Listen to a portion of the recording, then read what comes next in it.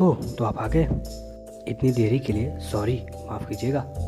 पर हर बार कोई ना कोई प्रॉब्लम हो जाती थी जिसके कारणवश हम वीडियो नहीं डाल पाते थे। पर नो प्रॉब्लम, अब हम कोशिश करेंगे कि वीडियोस रेगुलर हों। देखिए, आपको जिस चीज़ में वीडियो चाहिए वो उसके बारे में कमेंट जरूर कीजिएगा। और आज से हम सोच रहे हैं कि अपने इस सेल वाले प्लेलिस्ट को कंप्लीट कर दें। ज़्यादा टाइम वेस्ट ना करते हुए आज हम डिस्कस करेंगे साइटोप्लाज्म के बारे में। एक मिनट, क्या कहा आपने? मुझे नहीं पहचाना? मैं टैग, आपका जूलॉजी टीचर। आज हम बात करेंगे साइटोप्लाज्म के बारे में, पर उससे पहले लेट्स रोल द इंट्रो।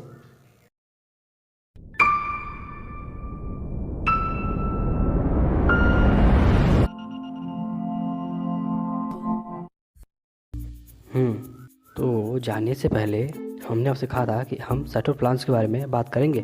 तो चलिए व्हाइट बोर्ड पर आते हैं। तो ये देखिए, मान लीजिए यह एक सेल है जिसमें आपको ये सेंटर में एक बड़ा सा न्यूक्लियस दिख रहा होगा और आप सबको कई सारे अलग अलग टाइप के ऑर्गेनेल्स, जैसे कि ये गोल्जी बॉडी, फिर ये एंडोप्लाज्मिक रेटिकुलम, ये माइटोकॉन्ड्रिया एट्सेट्रा, कई टाइप के सेल ऑर्गेनेल्स दिख रहे होंगे, या यूँ कहें हिंदी में कोशिकांग। पर एक मिनट, क्या ये ऐसे ही हवा में पड़े हुए हैं? नहीं ना। तो ये एक प्रकार के लिक्विड में पाए जाते हैं। वैसे उन्हें लिक्विड कहना सही नहीं होगा, वो एक जेल होता है। और उस जेल को, या यूँ अपनी भाषा में कहें लिक्विड को, कहा जाता है साइटोप्लाज्म। मेरे ख्याल से अब आप सब कुछ समझ चुके होंगे। अगर नहीं समझे तो एक लाइन में सुनिए कि साइटोप्लाज्म उसे कहेंगे जिसमें सेल के सभी ऑर्गेनेल्स निलंबित हों, या यूँ कहें उसमें डूबे हुए हों। समझ गए? इसका मतलब यही है। इसके साथ ही साथ वो न्यूक्लियस से लेकर प्लाज्मा मेम्ब्रेन तक फैला हुआ होना चाहिए। ध्यान रखिएगा, प्लाज्मा मेम्ब्रेन तक होना चाहिए, न्यूक्लियस से लेकर। सबसे पहले एक साइंटिस्ट हैं जिन्होंने प्रोटोप्लाज्म अर्थात जीव द्रव्य को कोशिका द्रव्य अर्थात साइटोप्लाज्म और केंद्रक द्रव्य न्यूक्लियोप्लाज्म में डिवाइड किया। उस साइंटिस्ट का नाम था स्ट्रासबर्गर। देखिए, जो साइटोसॉल होता है वो ट्रांसलूसेंट, होमोजीनस और कोलाइडल होता है, जिसे कई बार हाइलोप्लाज्म भी कहा जाता है। क्या? हाइलोप्लाज्म। हाइलोप्लाज्म बाकी सेल ऑर्गेनेल्स के लिए एक सपोर्ट का कार्य करता है, इसलिए इसे साइटोप्लाज्मिक मैट्रिक्स भी कहते हैं, या फिर साइटोसॉल। एक मिनट, आप यहाँ पर सॉल और जेल वाला फंडा भी समझ लीजिए। देखिए, साइटोसॉल की जो पेरीफेरल लेयर होती है, जो कि एग्रेनुलर अर्थात जिसमें कण नहीं होते, वो पारदर्शी होती है और श्यान काफ़ी विस्कस होती है। उसे हम प्लाज्मा का जेल कहेंगे, जेल फॉर्म, या फिर यूँ कहें एक्टोप्लाज्म। और जो दूसरा पार्ट होता है वो पहले वाले जेल के मुकाबले काफ़ी पतला होता है। ध्यान रखिएगा, काफ़ी पतला होता है, इसलिए उसे सॉल कहेंगे या फिर एंडोप्लाज्म। ओह हाँ, अभी तक हमने साइटोप्लाज्म के बारे में थोड़ी सी डिटेल ली। तो चलिए अब हम जानते हैं साइटोप्लाज्म के कंपोजिशन या यूँ कहें संगठन को। देखिए, सेल का जो वॉल्यूम होता है उसका लगभग नियर अबाउट 75 से लेकर 90% वाटर होता है। इसमें वाटर के साथ साथ कुछ इनऑर्गेनिक, ध्यान रखिएगा, इनऑर्गेनिक जो मटेरियल्स होते हैं वो आयनाइज फॉर्म में, और जो ऑर्गेनिक मटेरियल्स होते हैं वो जैसे कि कार्बोहाइड्रेट्स, लिपिड्स, न्यूक्लियर प्रोटीन्स, ध्यान रखिएगा, इसके साथ ही nucleic acids, DNA, RNA, proteins और कुछ टाइप के यूँ के एंजाइम्स भी पाए जाते हैं। स्टोर्ड फूड के रूप में स्टार्च या फिर ग्लाइकोज या फैट और प्रोटीन्स इसके साथ ही कोलाइडल फॉर्म में पाए जाते हैं। इस साइटोप्लाज्म में कुछ वेस्ट प्रोडक्ट भी मिल जाते हैं।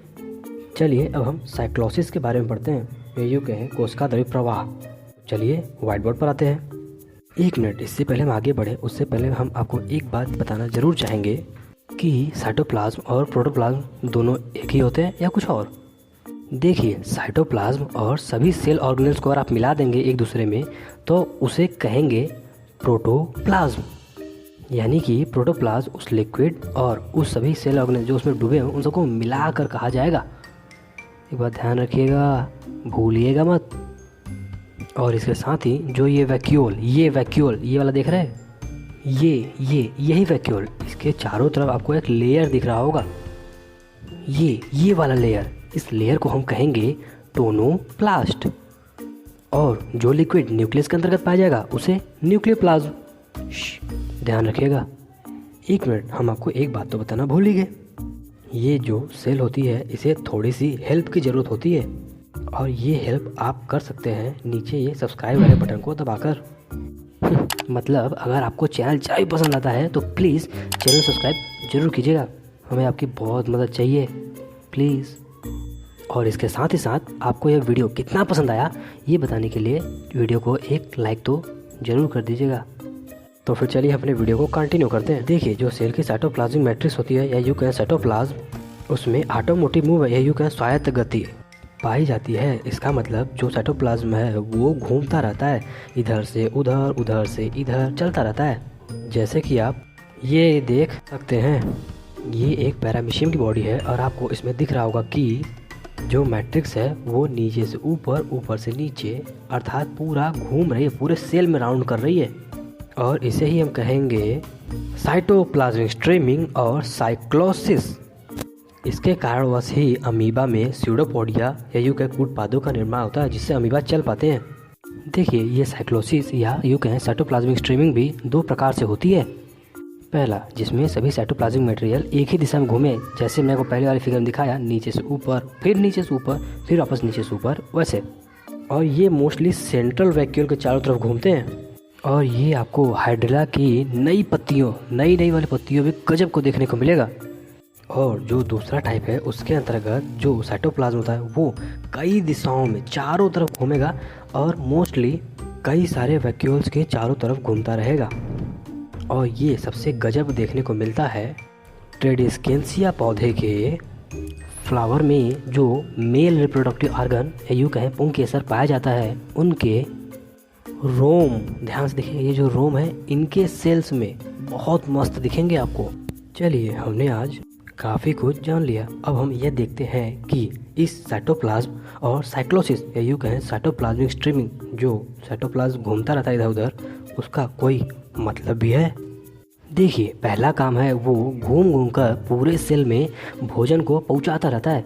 इसके साथ ही सेकंड काम है पूरे सेल के टेम्परेचर को मेंटेन रखना।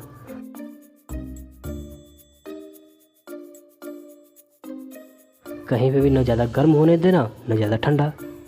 जो वाइट ब्लड सेल्स होते हैं उनकी जो मूवमेंट होती है ना, वो भी इसी पर डिपेंड करती है, क्योंकि वो भी अमोवाइट गति करते हैं।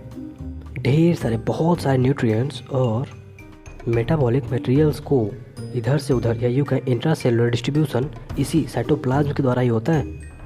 इसी साइटोप्लाज्म में बायोसिंथेसिस, ग्लाइकोलिसिस, ऑक्सीकरण, ऑक्सीडेशन, सब कुछ इसी साइटोप्लाज्म के अंदर ही होता है।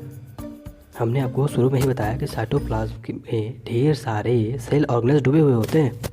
अगर एक सेल ऑर्गेनेल्स को कुछ ज़रूरत हो दूसरे सेल ऑर्गेनेल से, तो उसे साइटोप्लाज्म ही उसे ला कर देता है। इसके साथ ही एक स्टोरेज की तरह, मेटाबॉलिकली इनएक्टिव सेल इंक्लूजन की तरह और बहुत सारे काम हैं साइटोप्लाज्म के। अब क्या बचा है? हाँ, हे, मैक्सिमम लोगों ने तो अभी तक सब्सक्राइब भी नहीं किया, so please subscribe, do a like and drop a comment. अगर आपको यह पसंद आता है तो वीडियो को एक लाइक तो बनता है। एक मिनट, अगर आपको किसी और टॉपिक का वीडियो चाहिए तो प्लीज़ कमेंट में ज़रूर बताइएगा। तो ठीक है, हम आपसे मिलते हैं किसी नेक्स्ट वीडियो में किसी नए टॉपिक के साथ। तब तक के लिए बाय बाय।